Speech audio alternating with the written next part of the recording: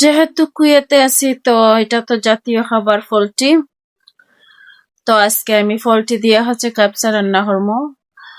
আপনারা দেখেন, আপনারা খাইয়েন। কাপসাটা আজকে সেই মজা হয় নাই, কারণ আজকে যা কিছু রান্না করছি সব পুড়ে গেছে।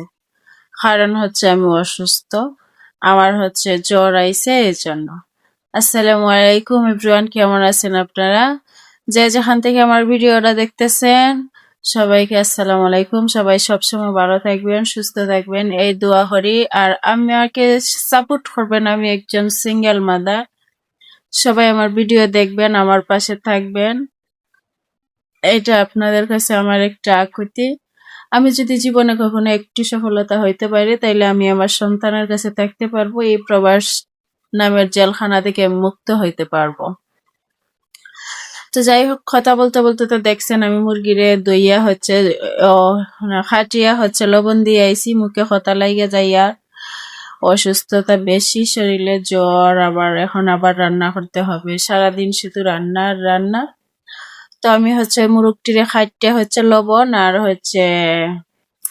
খাল দিয়া রাইখে আইছি।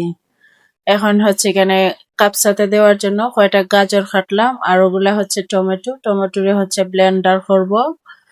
তো কাপসাতে দেওয়ার জন্য গাজর না দিলে সমস্যা। আমার গাজর পছন্দ না, কাপসাতে ওদের অনেক পছন্দ। তো যাই হোক, তাদের বাসায় থাকি, তাদের পছন্দই তো পছন্দ, আমাদের তো আর কিছু যায় আসে না, না? ওগুলা কারি পাতা, ওগুলা দিলে খাবারটা একটা টেস্টি হয়। এটা আর কি কুয়েতে, বাংলাদেশে তো আর এমন কিছু লাগে না। তো যাই হোক, আমি টমেটো হাইটা গুটা ব্লেন্ডারে দিয়ে দিলাম। এখন বা ডেকটা নিয়ে চুলায় বসাই। এত বড় একটা সামালি ডেক, তো ডেকটা আমি দইয়া আনতেছি, আপনারা দেখেন। সাথে থাকলে অবশ্যই ডেক দোয়াটা দেখেইছে দইয়া আনছি। তো দইয়া চুলার মধ্যে বসাইয়া দিলাম। এটা জাল হোক, এই সুযোগে আমি মুরগিটার যে লবণ দিয়ে আর খাল দিয়া ভিজাইয়া রাখছিলাম, এটারে দইয়া দেই। এটা কতক্ষণ রাখা হয়েছিল, প্রায় আধা ঘন্টার মতো। এটা ভিজাইয়া রাখলে পোল্ট্রি মুরগির যে ব্যাকটেরিয়া নাকি আছে না নি দূষিত, গাতনি মাতি ইঞ্জেকশন তো দেয়, যাই হোক ওগুলা চলে যায়। তারপরে আজকে আরেকটা কাহিনী করছি কি, এই যে ফানি গরম হয়ে চাটা জাল দেখায়, ওইটা এটা তো সিলভারের। তো ওইটাতে ওইটার ওষুধ দিয়ে রাখছিলাম, ওষুধ দিলে ওইটাতে সাদা হইয়া যায়। তো ওষুধ দিয়ে আমি তো অসুস্থ, আর খাস টাস টামাই, আমি ভাবলাম ওষুধটা যেহেতু দিছি একটু করে দইয়া ফেলাই দেব। পরে আর দেওয়া হলো না, ওইটা রইয়া গেছে। আমি জানি না, আমার কপিলের বউ বলছে গাহুয়া বানাইতে, আমি এটাতে পানি রাইকা দিছি। আর এই পানি দিয়ে গাহুয়া বানাইছে, এখন তো গাহুয়া ফুরাটো। এখন বেটি হয়টার বাজে লেবু কে রাখছে, আমি লেবু তো আমি রাখি নাই।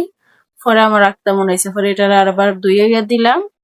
এখন পর্যন্ত আমি বলি নাই, কিন্তু ওই যে গাহুয়াটা চাল দিছিল, আমারও বলছে টেস্ট করে দেখার জন্য এটা কেমন। আমি একটু টেস্ট করে দেখছি, এখন আমার মাথা মুথা কেমন হতেছে, এটা একটা বিষের মতো। যাই হোক, আলহামদুলিল্লাহ, সবাই দোয়া করবেন। তো আমি পেঁয়াজ টেয়াজ দেয়া লাল হইয়া আসছে, তো আমি টমেটোটা দিয়ে দিছি। টমেটো দিয়ে টমেটোর সস আরো 2টা দিতে হয়। কাপসা লাল হইতে হবে, লাল না হইলে ওদের পছন্দ না। তো টমেটোর সস 2টা খাইটা দিয়ে দিলাম। আর ওই ডিব্বার মধ্যে ছিল রসুন কম, তো রসুনেও পানি রাখা দিলাম, যাতে সবটুকু ধুইয়া টুইয়া দিলাইতে পারি। এখন আমি সব ধরনের মশলা যা যা আছে, এত বেশি বাংলাদেশের মতো ওরা মশলা খায় না, ওরা 2-1 জাতের মশলাই খায়, হলুদের গুঁড়া আর কারির গুঁড়া, মানে সব জাতে, যেটা ফাঁসফোড়ন বলি আমাদের দেশে। যাই হোক, ফাঁসফোড়ন দিয়ে দিছি, লবণও দিয়ে দিছি, সব দিয়ে দিছি। এখন যে রসুনের ডিব্বার মধ্যে পানি এনে ঢুকাই রাখছিলাম, পানিটাও দিয়ে দিছি ধুইয়া টুইয়া, যাতে রসুনটা চলে যায়। সবকিছু দেওয়া শেষ। এখন আমি গাজরটুকু দিতে চাইছিলাম, পরে ভাবলাম না, আগে মুরগি দেই। যদিও আমি বালাটিকে ফাঁকাইয়া টাকাইয়া দিই, আজকে দেই না, আজকে শরীরটা ভালো নাই, আর কি করবো। তো মুরগি দিয়ে গাজরটা দিয়ে পানি টানি ঢেলে ঢেলাইছি, না হয় অন্যদিন মশলাটা সুন্দর করে ফাঁকাইয়া তারপরে এগুলা দিই। এখন ভাল লাগতেছে না, কি করবো বলো, এখন তো ভালো তো লাগতে হবে। প্রত্যেক দিনই পোল্ট্রি রান্না আর ভাল লাগে না। তো যাই হোক, এখন আমি মুরগি টুরগি দেওয়া শেষ। এখন চাউল নিয়ে ভিজাইয়া রাখবো। চাউল নেই, এই যে 3 বাটি চাল নিতে হয়, বুঝছেন?